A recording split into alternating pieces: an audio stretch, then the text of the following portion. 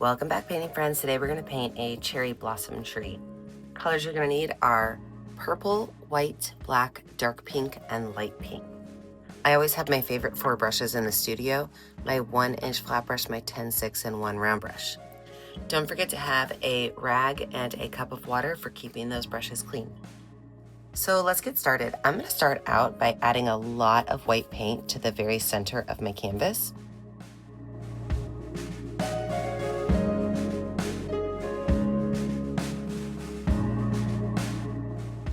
From there, I'm going to add a little bit of black paint.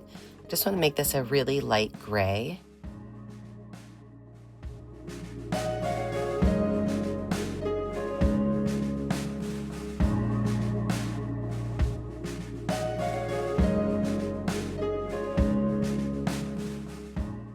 And I can wipe that brush off. I'm going to grab that purple paint and I'm going to go around my edges of my picture and just paint everything in with that really dark purple color.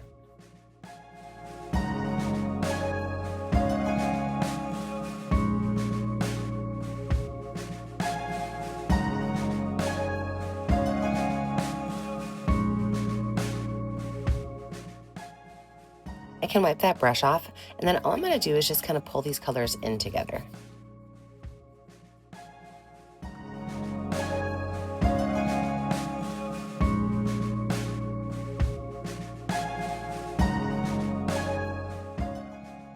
Once they're like this, I can grab a little bit of water on my brush, and I can really start to blend them a little bit more. So I'm trying to wipe my brush off so it's not too purple. Every time I grab water, so I'm getting a little bit of water, wiping it on my rag, grabbing some more cleaner water, and then I'm just gonna go back in here and I'm gonna just gently blend these colors together. The water helps the color blend a little bit more without becoming too dark purple.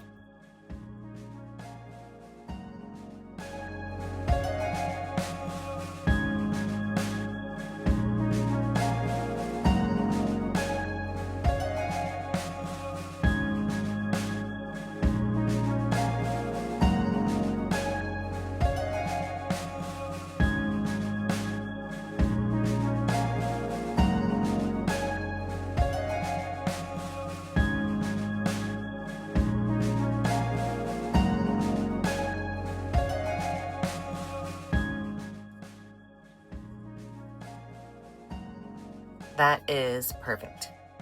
Now, what we're gonna do next is you need a circle shapes. Like I have this paper plate that I just always use for my circles. We want a gigantic moon, okay? So if I set this down on here while it's still wet, I could take the back of a paintbrush or even a pencil, just kind of outline where that circle is.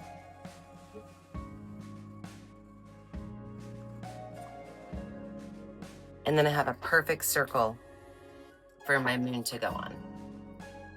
Now I am gonna paint my moon while my picture is still wet because I do want some of those purples to show through. But I'm gonna take a lot of white paint and I'm just gonna go right around these edges.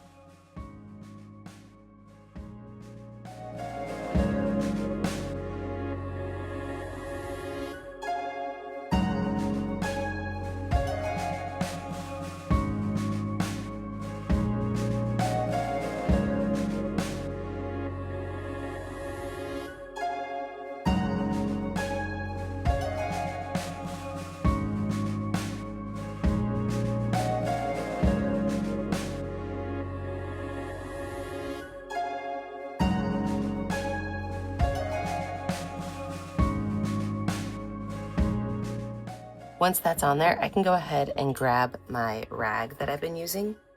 I'm gonna dip it into a little bit of white paint and the smallest amount of black paint. And just kind of tap it off on the side of my palette until I get a really nice light gray color. Once I have the color I want, I could just go in here and add a couple of spots of gray.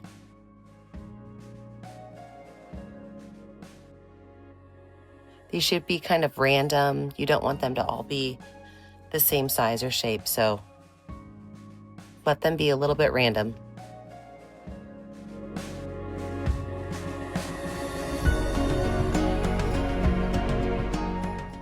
I'm gonna take my number 6 round brush with a little bit of white paint, and I'm gonna make some half circles, or maybe like even some bigger than half circles, just to kind of show the craters of the moon. And these are gonna be all different shapes, or all different sizes. You can even have a couple inside of each other.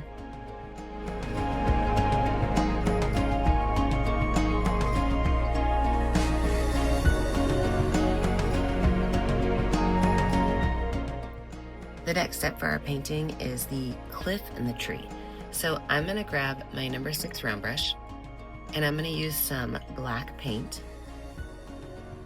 And you can make your cliff a little bit bigger if you want, but I'm just gonna kind of start right here with a sharp little point and have it come down at a jagged angle. Up here, it's gonna kind of come up to a peak and then fall back down. We can go ahead and paint that whole space in with black paint.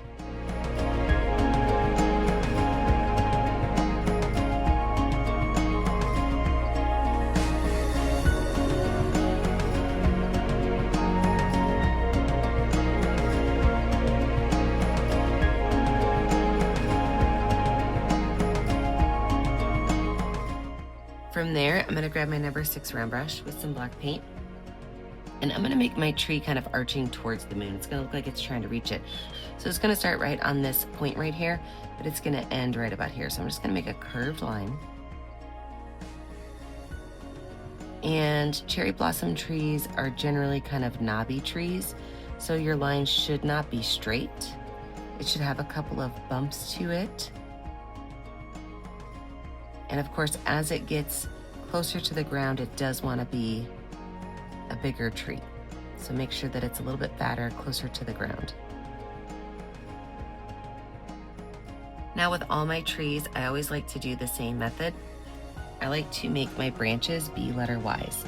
But with these trees, we're gonna make them, again, be kind of jagged letter Ys. And so all I do is make a letter Y and kind of connect it into the tree. And when I say into the tree, watch what I do. I'll show you one more time.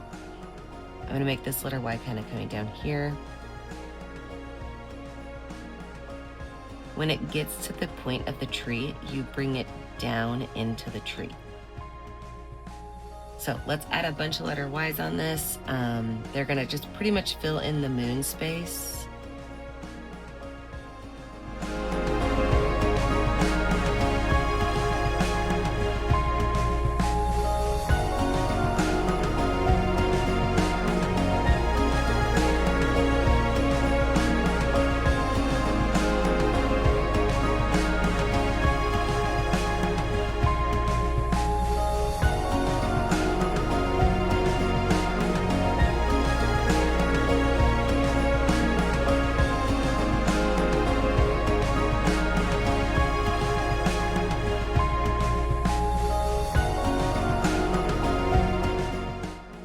Now we do want to let this part dry because we don't want the black paint mixing into our tree flowers. But while you're doing that, go find some little ear swabs, some Q-tip cotton tips. If you don't have those, it's okay. The back of a pencil or the back of a paintbrush will work, and I'll show you how to use all of those. Let's let this dry, and when we come back, we're gonna add all the color in. With the dry background, it's finally time to start adding color. So, like I said, I'm gonna use some Q-tips. You can even take like a rubber band or hair tie or something and wrap it around them to kind of keep them together. But if you don't have that and all you have is like a pencil or a paintbrush, it works the same way. We're gonna start with our darkest color, which is the darkest pink. We're actually gonna practice with it on the ground. So if you're gonna use a paintbrush, you're just gonna make small little dots. I mean, really just all over the place. You're gonna fill it in. And then we'll end with white paint, okay? Exact same thing with the pencil. We're gonna start with the light color, the dark color, the light color, and then we're gonna end with the white. So whichever one you wanna use. The reason I'm using these is you could do a whole bunch of them together at once. And so when I dip one time and I make my dots, I actually get multiple dots instead of just one. So I'm gonna go through here and I'm just gonna add some dark pink, and we're not gonna have a ton of the dark pink. We're gonna have really mostly light pink. I'm using the exact same side of my Q-tips, and I'm gonna add the light pink on there.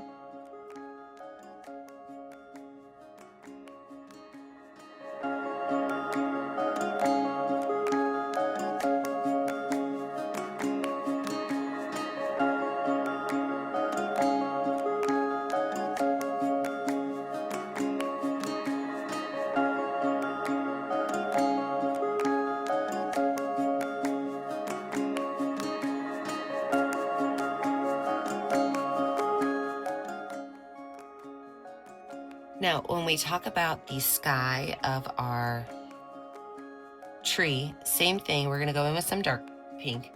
The dark pink though is gonna be kind of kept into grouping, okay? So I'm gonna make some groupings of them. I don't really want them to be everywhere. I just wanna keep a couple of them.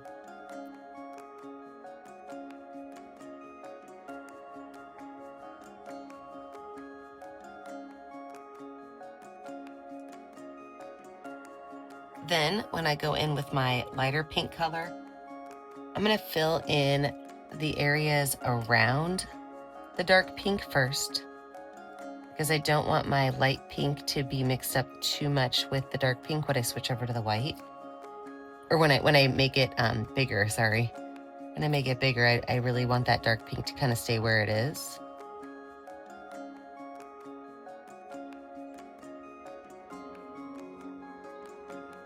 And then once I have those areas covered in, I'm just gonna kind of go through here and I'm twisting this as I go along because I don't want the exact same printed texture on every space.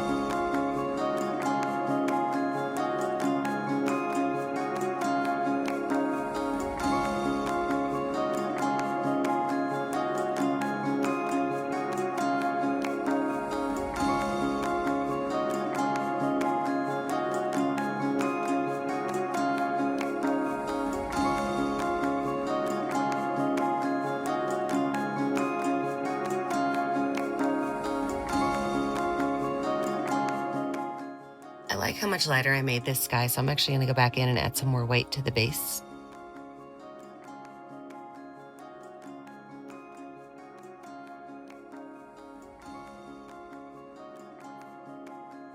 And then I'm gonna take the back of my number 10 round brush with some white paint, and I'm just gonna add a couple of very specific detailed little spots to this. I want these to show up as a little more organized and clean.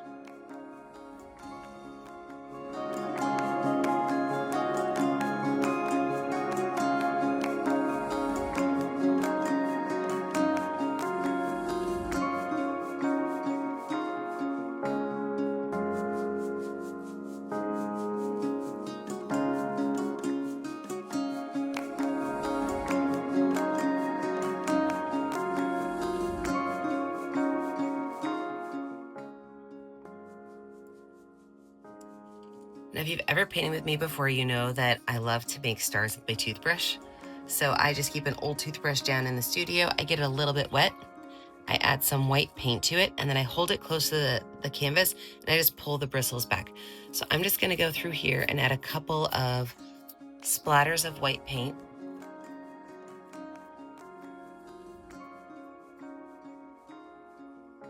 And then I do really want some of my tree roots to show. So I'm gonna go back in with my number 6 round brush and some black paint. And I'm just gonna make some black little squiggly lines that kind of run through here. Really, really, really thin. They can kind of overlap each other.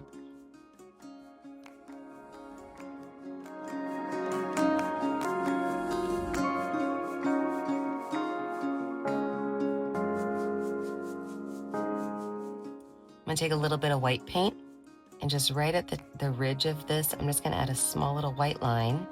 Same thing on this side of the tree, just a small little white line, kind of a squiggly line. Be down here at the bottom too, just add a small little highlight. I can even wipe my brush off and kind of brush that highlight in.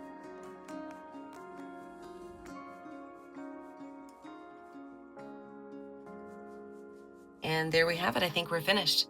Make sure that when you're finished, you grab a color that's going to show up on your canvas and sign your name.